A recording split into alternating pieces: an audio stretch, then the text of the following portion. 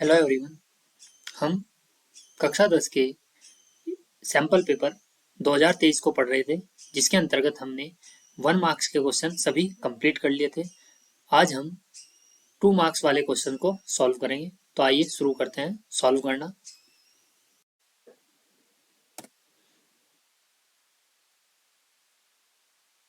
Question number 10 है, दिया गया है HCF 306 657 306 और 657 का HCF 9 है।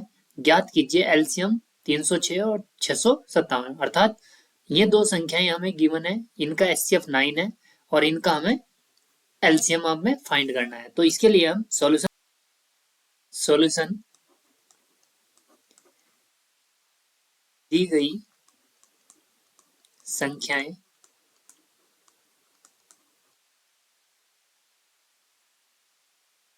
तीन सौ छः व 657 है। HCF कितना है इनका, वो है हमारे पास 9 और एलसीएम हमें फाइंड करना है। एलसीएम हमें फाइंड करना है, तो हम जानते हैं product of numbers is equal to LCM गुणा HCF। तो इसके लिए प्रोडक्ट ऑफ टू नंबर्स यानी कि यहाँ टू नंबर्स दो संख्याओं का होना चाहिए, तो 306 इंटू 657 यानी कि 657 और एलसीएम हमें फाइंड करना है और HCF हमें गिवन है 9, तो 9 को हम डिवाइड में ले जाएंगे। 306 into 657 upon 9 is equal to LCM. और हम अगर एलसीएम लिखना चाहें तो एलसीएम होगा हमारा, चूंकि 9 से अगर हम इसे डिवाइड करते हैं तो 9 तिया 27 3 और यहाँ हमारे पास बचेंगे 3, 9 चौक 36 यानी कि ये आ जाएगा 34 गुणा 657। तो एलसीएम हमारे पास फाइंड होके आएगा, जब हम इसकी मल्टीप्लाई करेंगे ये आएगा 22,338। तो इस प्रकार हम एलसीएम फाइंड कर सकते हैं। नेक्स्ट क्वेश्चन है हमारे पास,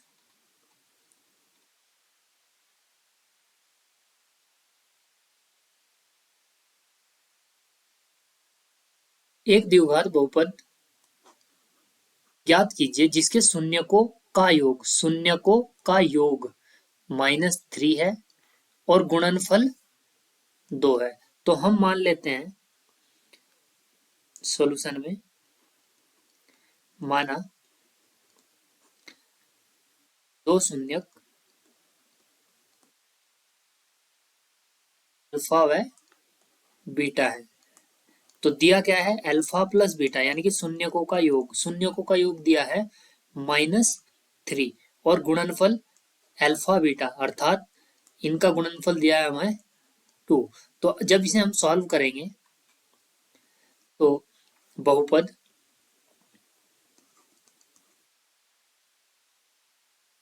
होता है, इसे हम p कोई भी वेरिएबल में लिख सकते हैं, x वेरिएबल में लिख लेते हैं। ये होता है x² माइनस शून्यकों का योग इंटू x प्लस शून्यकों का गुणनफल। तो ये हो जाएगा x² minus alpha plus beta का वैल्यू था हमारे पास -3 इंटू एक्स और प्लस 2। तो इस प्रकार इसे सॉल्व करेंगे तो x² प्लस 3x प्लस 2। तो इस प्रकार हम ये बहुपद फाइंड कर सकते हैं। नेक्स्ट इसी का अथवा का क्वेश्चन है, और यहाँ पे सॉल्व कर देते हैं और वाला क्वेश्चन है हमारा। सॉल्यूशन इसका दिया है, द्विघात समीकरण 6x² minus X minus 2 is equal to 0 के मूल ज्ञात कीजिए। रूट्स आपको फाइंड करने हैं इसके। तो ये है x² minus X minus 2 is equal to 0। तो इसे हम इस प्रकार से सॉल्व करेंगे, पहले 6 की 2 से मल्टीप्लाई कर लेते हैं। 6 इंटू 2 ये हो जाएगा हमारे पास 12। अब इस 12 के ऐसे फैक्टर हमें करने हैं, यहाँ जो साइन है यहाँ पे नेगेटिव साइन है, यहाँ पर ये नेगेटिव साइन है, अर्थात 12 के हमें ऐसे फैक्टर करने हैं जो माइनस करने के बाद 2 आए। तो हम इसके नहीं सॉरी माइनस करने के बाद 1 आए, तो इसके फैक्टर होंगे 4 इंटू 3, क्योंकि 4 माइनस 3 क्या होगा 1। तो जो यहाँ पर कोफिशिएंट है यानी कि गुणांक है उसकी जगह इस 1 की जगह हम 4 माइनस 3 लिखेंगे। मैं एक बार फिर बता रहा हूँ, 6 इंटू 2 मल्टीप्लाई करके आएगा 12। इस 12 के ऐसे फैक्टर करने हैं जो यहाँ पर कोफिशिएंट है, यहाँ पर कोफिशिएंट कितना है हमारा x का 1, तो कोफिशिएंट 1 है तो माइनस करके 1 आना चाहिए। तो इसका मतलब 6x² माइनस यहाँ 1 की जगह 4 माइनस 3 और ये x minus 2 is equal to 0। अब इसे सॉल्व करेंगे, 6x² minus 4x minus minus plus हो जाएगा 3x minus 2 is equal to 0। यहाँ से कॉमन हमारे पास आ रहा है 2 और x, 2x यानी कि 3x माइनस 2। अब यहाँ पर चूंकि सेम बचेगा 3x माइनस 2, तो यहाँ पर 1 कॉमन ले लेते हैं, 3x minus 2 is equal to 0। Common आएगा 3x माइनस 2 और ये बचेगा 2x plus 1 is equal to 0।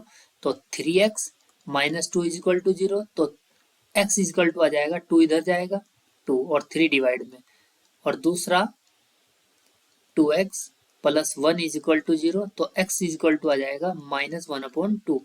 तो इस प्रकार हमारे पास एक ये x is equal to minus 1/2 और x इज इक्वल टू 2/3, ये क्या हो गया हमारे इस।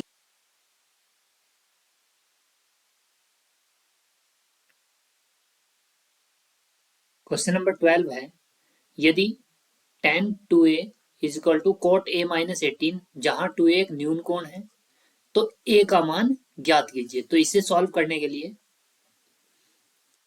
सॉल्यूशन गिवन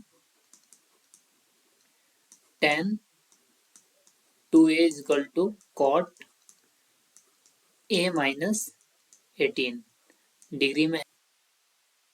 हम जानते हैं tan 90 minus a is equal to cot a, या फिर अगर हम इसे दूसरे तरीके से लिखें cot 90 minus a is equal to tan a। तो इन दोनों में से कोई एक यूज कर लें। आप इस tan को लिख सकते हैं या इस cot को लिख सकते हैं। tan 2a, तो tan a को अगर हम लिखें cot में तो 90 माइनस a होगा, तो इस प्रकार हम इसे लिख सकते हैं tan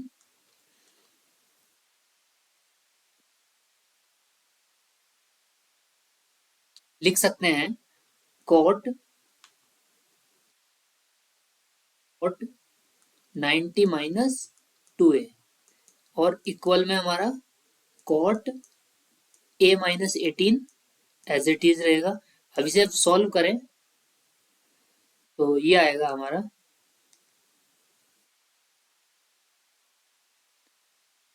कोट से कोट कैंसिल होगा, 90 minus 2a is equal to a minus 18। यहाँ पर सब डिग्री में है ये, तो हम बाद में लिख लेंगे इसे डिग्री। तो 90 minus 2a is equal to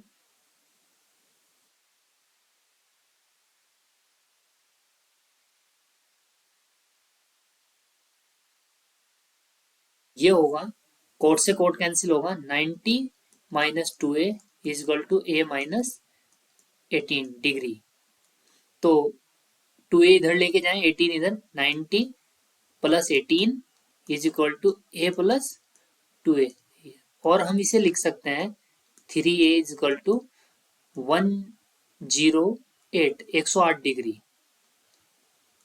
तो a इज इक्वल टू हो जाएगा, अगर 3 से 108 को काटे, 3 3 जा 9, 3 6 जा 18, तो a कितना होगा हमारा 36 डिग्री, जो कि हमें फाइंड करना था। तो हम इस प्रकार a को फाइंड कर सकते हैं। और इसका अथवा का क्वेश्चन है, और इसने दिया हुआ है evaluate sine square 63, sine square 27, cos square 70, cos square 73, इसका वैल्यू हमें फाइंड करना है। तो sine square 63 plus sine square 27 degree upon cos square 70 degree plus cos square 23 degree. ऐसे ही जिस प्रकार से हमारे पास ये टेन के फॉर्मूले थे, पूरक कोणों के फॉर्मूले, उसी प्रकार हमारे साइन और कोस का भी होता है। तो हम इनमें से किसी एक को चेंज करेंगे, दोनों साइन से। तो ये फॉर्मूले मैं आपके लिए यहाँ लिख देता हूँ, sin 90 minus theta is equal to cos theta. और इसी प्रकार दूसरा होगा cos 90 minus theta is equal to sin theta. तो इन दोनों फॉर्मूलों को हम यहाँ यूज करें तो ये होगा साइन स्क्वायर 63 डिग्री। अब मैं इस साइन को कोस में लिख दे रहा हूँ, कोस स्क्वायर, और इसे मैं लिखूंगा 90 माइनस 27 डिग्री में लिख देंगे, अपॉन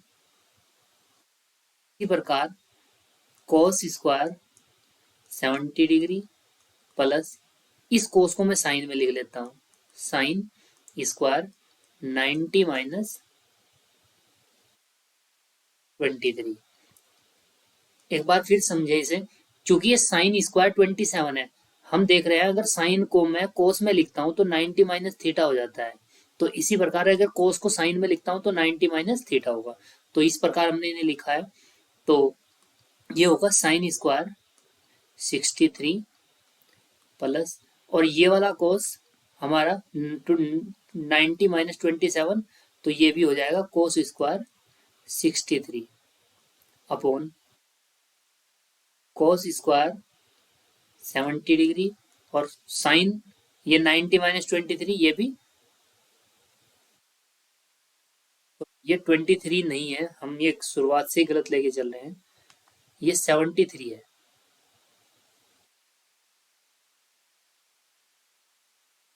तो इसे लिख देते हैं 73, और ये हो जाएगा साइन स्क्वायर 17 डिग्री। क्योंकि हम जानते हैं sin square theta plus cos square theta is equal to 1। तो ये अगर आइडेंटिटी यहाँ यूज करें तो ऊपर का वैल्यू भी 1 और नीचे भी 1, तो फाइनली इसका वैल्यू 1 आ जाएगा। तो इस प्रकार इस क्वेश्चन को सॉल्व कर सकते हैं।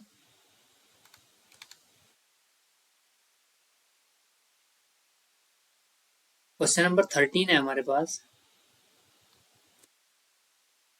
त्रिभुज का क्षेत्रफल ज्ञात कीजिए जिसके शीर्ष 1 -1 -4 6 और -3 -5 है।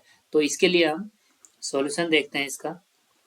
ये मान लेते हैं ए 1 कोमा -1, बी लिख लेते हैं -4 कोमा 6, और सी पॉइंट मान लेते हैं हम -3 कोमा -5।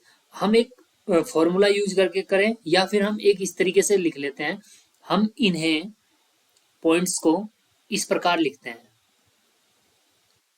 ये आएगा 1, यहाँ लिखो x और यहाँ y, x वाले कोऑर्डिनेट यहाँ और y वाले y के नीचे।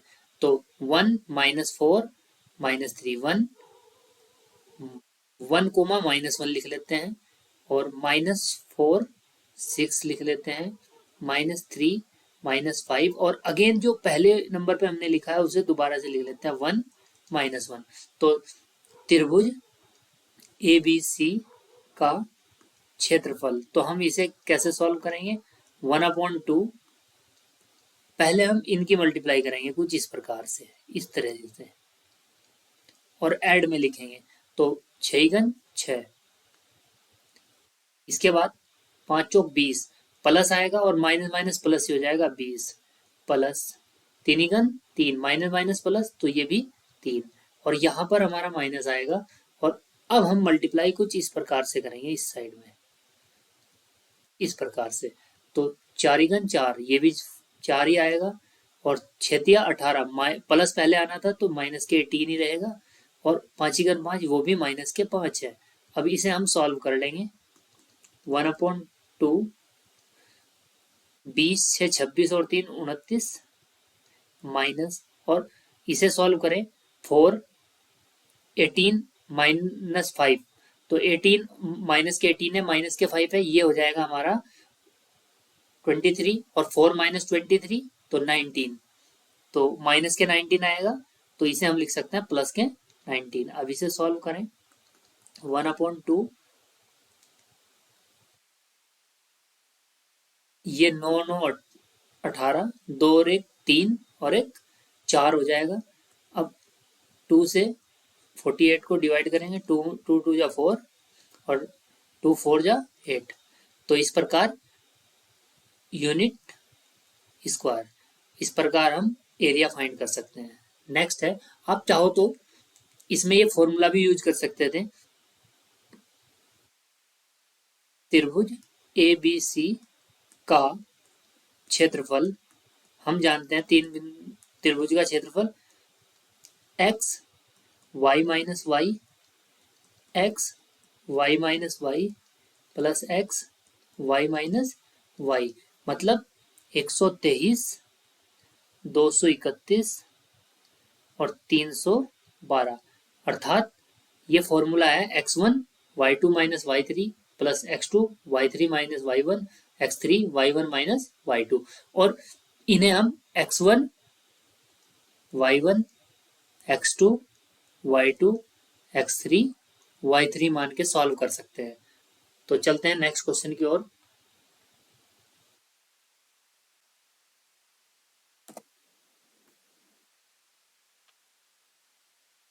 क्वेश्चन नंबर 14 है, दी गई आकृति में, अर्थात ये आकृति हमें गिवन है O A into O B, O A into O B, O C into O D. तो दर्शाइए कि एंगल ए बराबर angle C and angle B बराबर एंगल डी। तो इसके लिए जो गिवन है वो लिख लेते हैं हम। गिवन है O A into O B is equal to O C into O D. तो इसके लिए हम ओ ए इसे लिखेंगे ओ ए के साथ में हम ला सकते हैं ओ सी को, O C is equal to, और ये हो जाएगा O D upon O B. क्योंकि हम यहां अगर देखें, जो ये है, ये दो त्रिभुजों में दो भुजाओं का अनुपात है ओ ए, ये वाली साइड ओ ए और अपोन में है ओ सी, और ओ डी अपोन में है ओ बी। तो इसका मतलब ये हुआ, यदि हम जानते हैं पर में से, यदि भुजाओं का अनुपात बराबर है तो त्रिभुज सर्वांग समरूप होते हैं। तो त्रिभुज ओ ए डी समरूप होगा त्रिभुज ओ सी बी के। तो ये दोनों त्रिभुज समरूप हैं, और समरूप त्रिभुजों के जो होते हैं वो एंगल बराबर होते हैं। तो ओ ए डी में एंगल ए बराबर होना चाहिए एंगल सी के, और एंगल डी बराबर होना चाहिए एंगल बी के। यही हमें प्रूफ करना था। इस प्रकार से हम इसे आसानी से लिख सकते हैं।